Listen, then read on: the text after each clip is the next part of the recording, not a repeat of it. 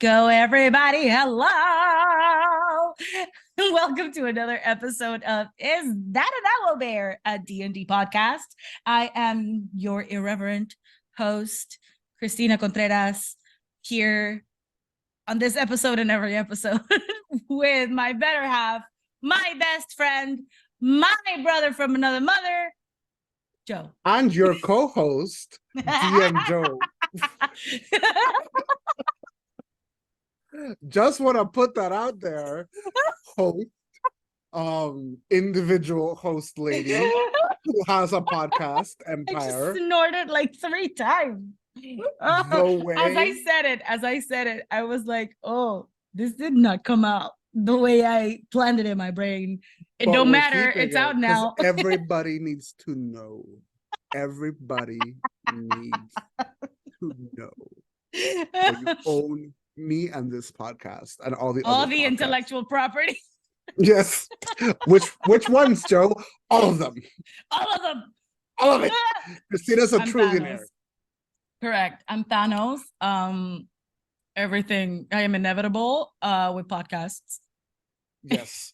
But also, because we're nerds, we're going to take a little break and be like, guys, you need to watch, guys and gals and non-binary pals, you need to watch Loki. Yes. If you haven't do that done right now. Go do that and then come back. And then listen to us praise it for like a minute. Slight spoiler warnings, whatever. We're very into it. It was so good. The end scene was art. So good. Like we were just like Greg and I, as it was happening, right? As Loki decides to do the thing, right? The thing. The thing. We gave a spoiler warning, so we can speak freely. But can we know? Okay. So again, spoiler warning right now, and we're gonna be talking about the last episode of Loki season 2. Okay, yes. You have been warned. All right. Okay, now let's go. Go. When the thing said a century later, I was like, this guy. No, it's not. Wasn't it many centuries later?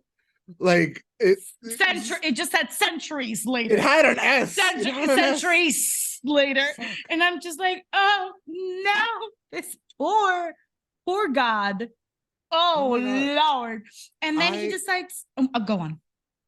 Like, I was just thinking, I had a random thought that we should have an MCU podcast because yes, we should. But because I love the MCU and you love the MCU, and then we can talk about it. But no, more importantly, like I just wanted to take a moment to like shout out Tom Hiddleston, the writer, because he listens. Yeah, no, whatever. Listen to me. One day I will go up to him and be like, you need to listen to Albert podcast, and he'll be like, I know what that is, and I'll be like, I know you know. I lost my shit. He is a nerd. Yeah. But no, like honestly, that was such an amazing. I think it's the best. When he started walking down the platform, and he had the little and the clothing. Oh, we were like, oh no! Over here, Greg and I were just like, oh my God! And then Greg was like, did they just make Loki the Norse mythology origin? And I was like, I think they are, babe. They are, babe. They made him not the Norse mythology origin. He made him the origin. Like he holds the timelines. Yes. But even though what you said is correct, I mean, they turned him into the tree of the tree of knowledge. Yes. So that is. Even though in this context, it is the origin of everything, because now he is the god of stories, the story weaver, whatever his name is now. That for all intents and purposes, it's the origin of the Norse mythology. So that's why why I worded it like that, even though it is applied as the origin, period. Yes, I just, God, I really loved it, and I think everybody should give it a chance. I know people are like, oh, the MCU has dropped in quality.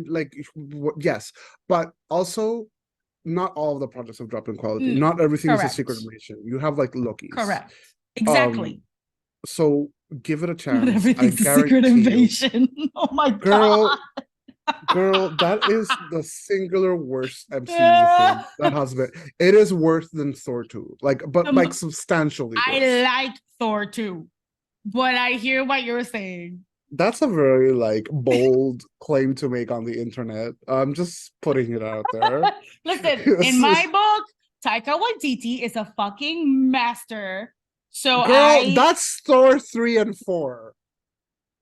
Wasn't he also the director of Thor 2? No. Who was the director of Thor 2? Someone famous, and they got fired. I'll Google this for you. Oh, Thor right. He 2. Fucked up and then he went to the DC universe. No, that's not him either. Tyler. Alan Tyler? I don't know who you are. Listen, I still had a fun time with Thor 2. Was it the best movie I've watched? Avi, no. I want you to tell me what you think Thor 2 was about. Hulk in space. Okay, that's Thor 3, and this is why you're confused. What? No, really? That's Thor 3? I think you literally just deleted Thor 2 from your memory catalog. There's a chance. Oh, wait, doesn't he become a gladiator in space? That's Thor 3. Oh, he fights Hulk as a gladiator. Then I clearly cannot speak about Thor 2 because I deleted it from my memory. Ooh, that's rough. Thor 2 is about the reality stone. And like it gets injected into Natalie Portman and she's dying. But not from cancer. She's dying because from the ether. And there's this whole big battle in London at the end of the movie. And if the most memorable thing about the movie is the battle in London. So if you don't remember the battle in London, you're not going to remember the movie. I kind of I feel like it's a pipe dream. I don't recall. Okay. You know also, what? The next time you confuse Ragnarok with the Dark World, I will fight you. Ragnarok is the best, my favorite MCU movie. So do not do this again. Now, I apologize. That being said, I am upset with you, and we're gonna start an MCU podcast. Because I need to teach your shit. You get your shit together. I've been meaning to watch every MCU movie in chronological order. There's a whole Disney section we can talk about it. Yes, and then do exactly what we do in this podcast where we talk about D&D. Remember that I've seen the entire MCU 3 times. During the pandemic, the MCU was my comfort. So I really fell in love with it, and I kind of know the ins and outs and a lot of the backstage. I read a lot about it, whatever. So if you want to do what we do with D&D with the MCU, this boy is down. I am downer we shall talk about it. I am the downest.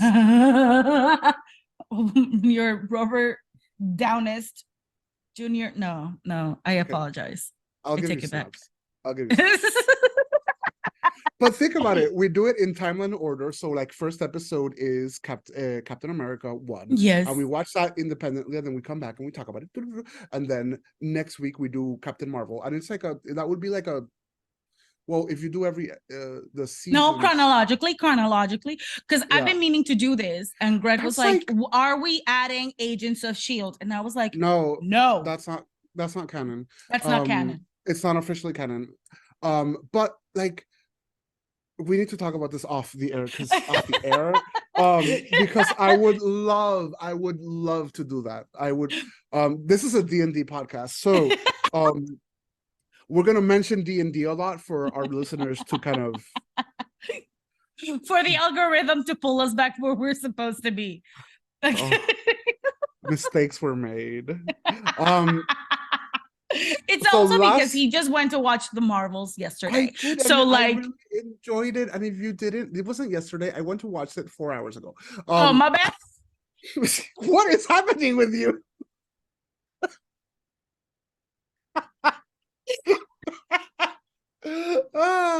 I can't. You're wild.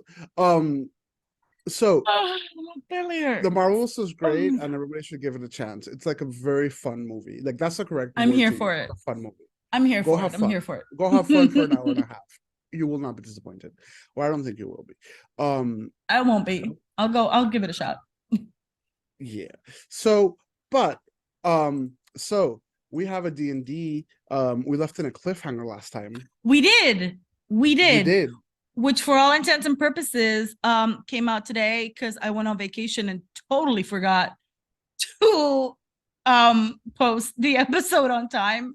That's on me. That is fully like there's nobody else to blame but Cristina. I was already in a different country without my laptop when I realized what I hadn't done. Like I was sitting right next to my mom and I literally went, oh, and my mom was like, what happened? How can I help you? And I'm like, you can't.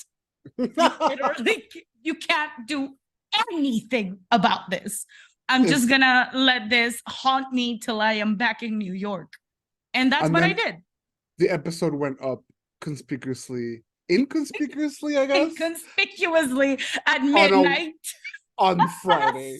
On a Saturday. Thursday. What day is today? On a Saturday. Saturday. Today is Saturday. I got back here like Wednesday afternoon, but also okay, all right, like your girl is trying to be booked and blessed because the strike is finally over. Yay, we're very happy, we're very excited. Support your local unions, that is important. But like I've been auditioning and I've been like shooting auditions in my house, so I've been busy. And then yesterday at 11, not true, lies, at like 7 p.m. I was like, Cristina, it's been 3 days since you said you would do this and you continue to not. You haven't even tried. Like, what is going on? Are you waiting until Wednesday? Or are you just, you know what, just go. And she was waiting for Thor 2. That's what she was waiting for. I was waiting for Thor 2. Ah, my goodness. So we're happy. I mean, everything that she said is true. You can also believe me where I said that we did it on purpose for it to kind of be mysterious and kind of extend the cliffhanger of it all.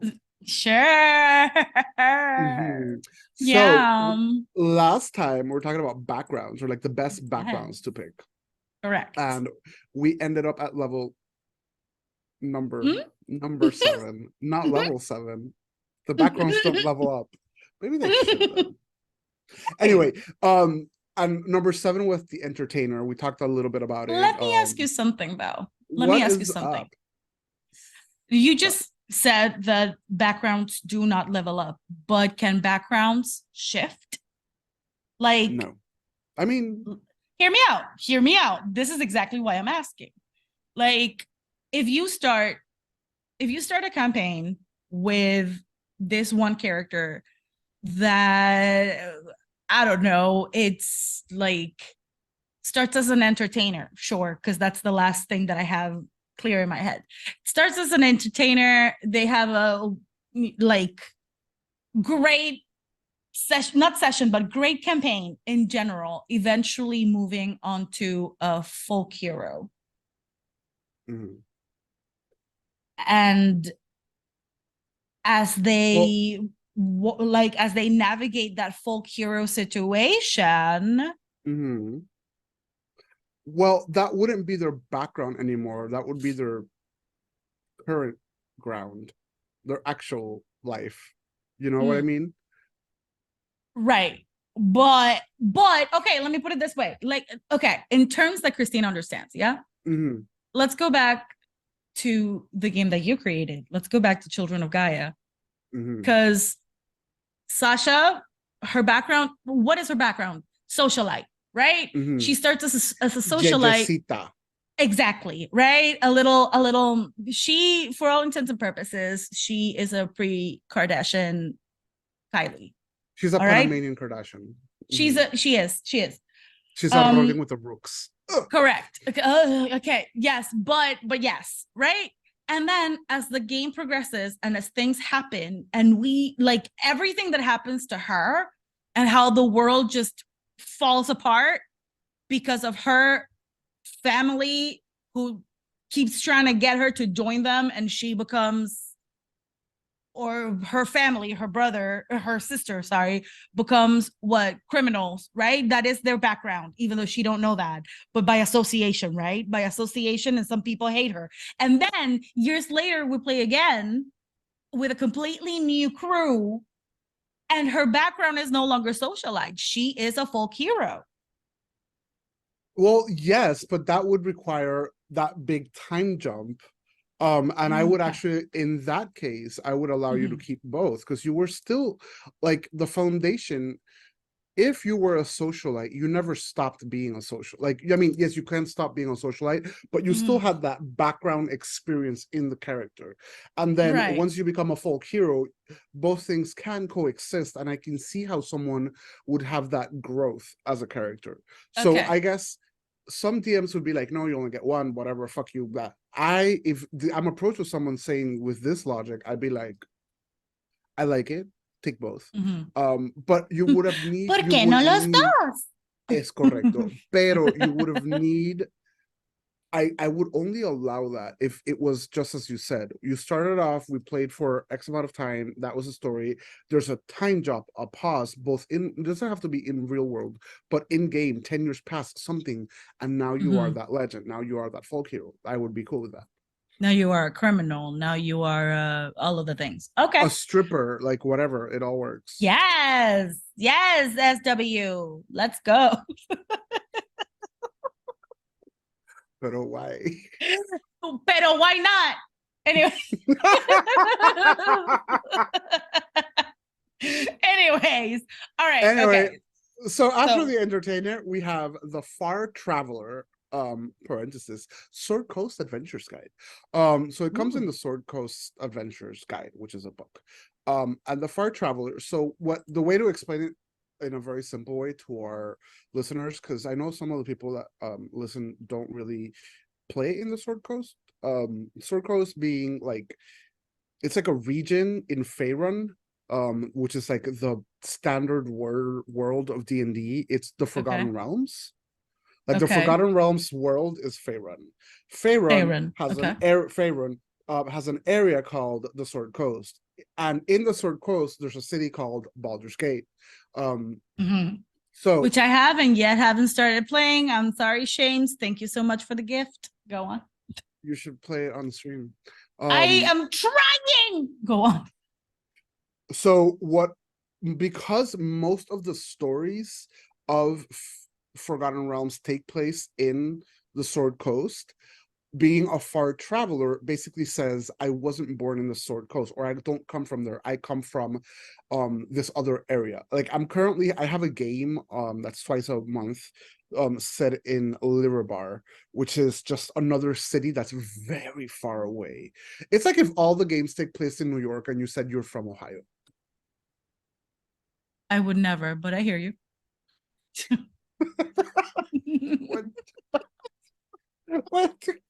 What did Ohio do to you? Actually, nothing. My husband's family lives there, a lot of them at least. But like, no. Okay. Well, if fine, you say that you're from. It's all the games take place in New York, but you say that you're from Miami. Okay. I like that less than Ohio. But yeah, so that's how I said what I said. Go on. So it just kind of lets you keep, like, it's that classic D&D, I have mystery type of thing. Gotcha. Because you're not from there, so you can be like, this is my story, but you're lying because actually you're an assassin, or you're running from your You can be whomever you want to be, baby. You can layer whoever you want to be. Like an onion. I was going with the cake, but I guess you can enjoy your onion too. Like a lasagna. Okay. Okay, so that is that one, and what that gives you doesn't bring you anything. What it gives you is perception and insight checks in like a little extraness to it. Now, okay, so number 5. This is an interesting one. First of all, I've done this before, and I'm gonna do it again. I'm gonna stare right at this camera and I'm gonna be like, if you pick this, I'm gonna hunt you down and follow you and be like, erase that spell from your fucking spell book. I love you. Now, this one's called Silver Quill Student, parenthesis, Strixhaven, 2 points. A curriculum of 2 points? No. A curriculum of chaos. So what is Strixhaven? It's like, I know we don't name her and we don't like her, but it's the best kind of metaphor. It's like Hogwarts. It's a school for magic users. And a lot of people who like Strixhaven don't like the comparison with Hogwarts. But let's but for the sake of understanding. Yes, also a spade's a spade. And in this same book is where they bring that fun spell, Silvery Barbs, and that's why I'm speaking directly at this camera and I'm telling you, look at that Silvery Barbs. I'm watching you, and you know who you are, you person that are listening, are threatening me with that bard. I will kill the second bard. I will kill your second character. You hear me? I love you, Nick. Goodbye. Okay. I knew it was Nick. I knew it was Nick. Like, as soon as you started directly, I was like, oh, he's talking to Nick.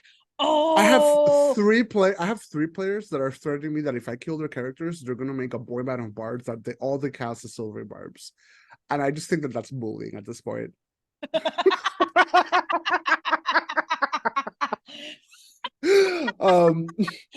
So that's actually pretty fucking hilarious. Like, I told them, like, I would be mentally prepared for us to do like a funny, like I don't know, like a 25 session game where they're playing a boy band that inadvertently has to save the world, like do a little fun like Josie and the Pussycats.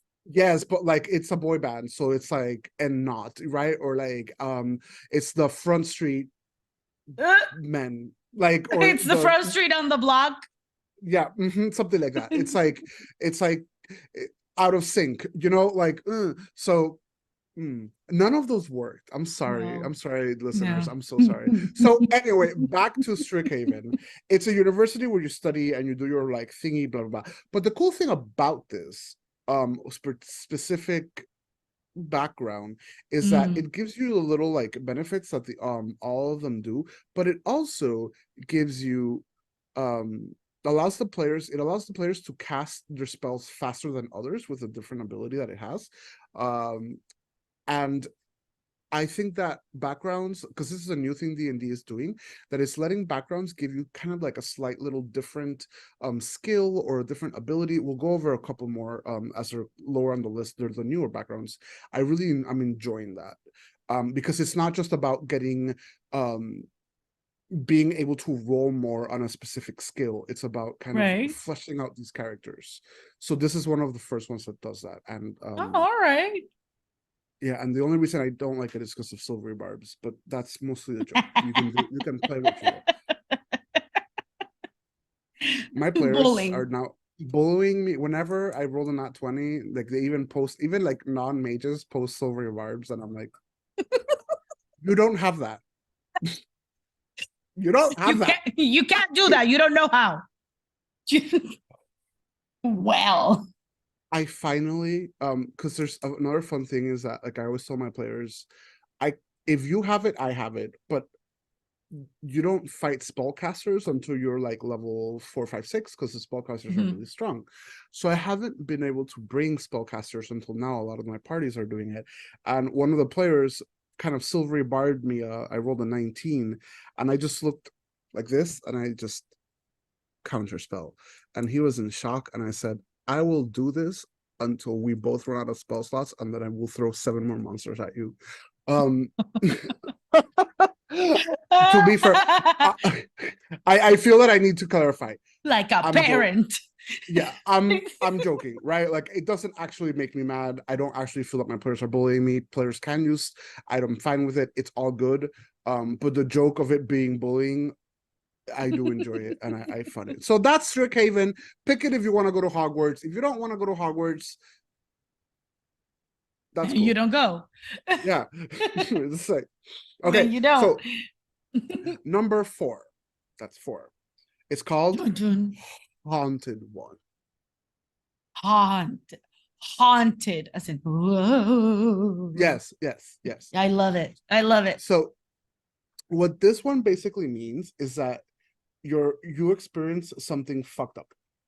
Okay. At some point in your life, you were like, I don't know, you escaped a witch, or like a savage monster attacked you, your husband died because a hag took his heart, like whatever you want to add, you're cursed. Well, not curse is his own thing, but like your wife was cursed and therefore now your life is trash. You were turned into a pumpkin and now you're no longer, like something bad happened in your past. Some trauma. You have some trauma, some like, I was gonna say wishy-washy, but it's not the right term. Some like terrifying, weird, mystical trauma happened. Yes. Okay. And it gives you, it gives you like survival in you can have survival insight, religion, or arcana. But what's more special about this one, what I really kind of enjoy about it, is that it also says it has an ability like the other one that I said gives you that little extra, that it's called Heart of Darkness, that you just look so haunted. You look so like, you know, those people that you've seen that you can just tell they've been through it. You're one of those people. So people in generally take, like, it doesn't matter how much collagen they put under their eyes, they still have purple bags. Like, yeah, like just people who've been through it, like the world has put them through it. So Heart of Darkness basically says people, because you give out that feeling of just being tired and exhausted, and people take pity and they treat you with extra kindness. I was gonna say like the guy from Vox Machina, but that doesn't describe him. No, that doesn't describe Percy at all. I was gonna say Percy. Yeah, no, not Percy. Grog, and it's like, no, I don't think any of them have had. I actually think I forgot her name, Laudna. I think Laudna has the Haunted One background from campaign 3. You don't know her. Okay. But like, if I'm not mistaken, you know what her character is based off? Oh, what? I think I mentioned this before, but she is the body.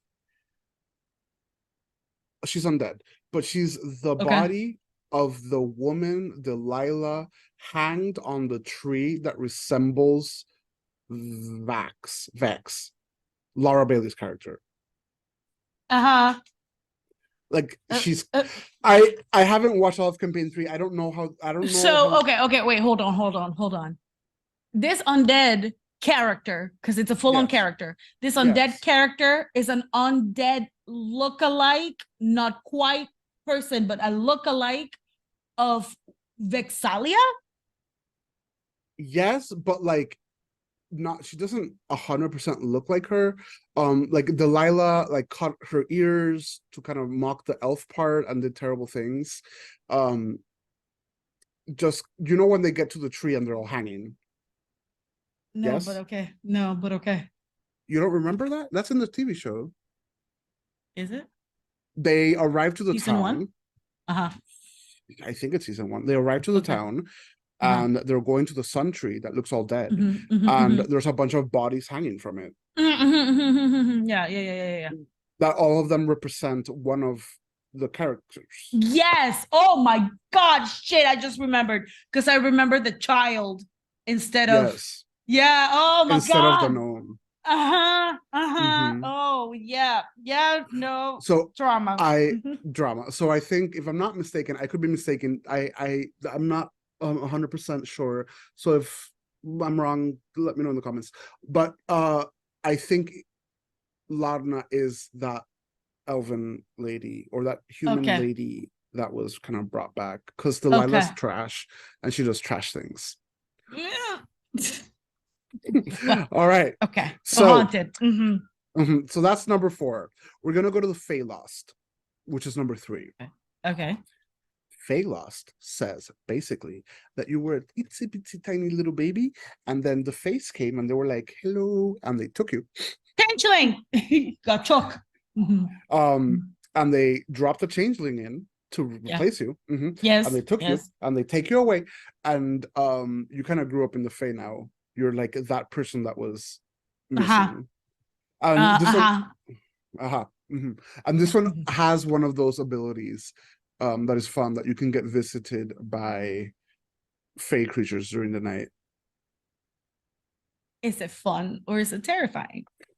I have a player that has that ability, and I haven't been able to use it because they joined and they were in the Feywild where there is no nighttime, it's just twilight.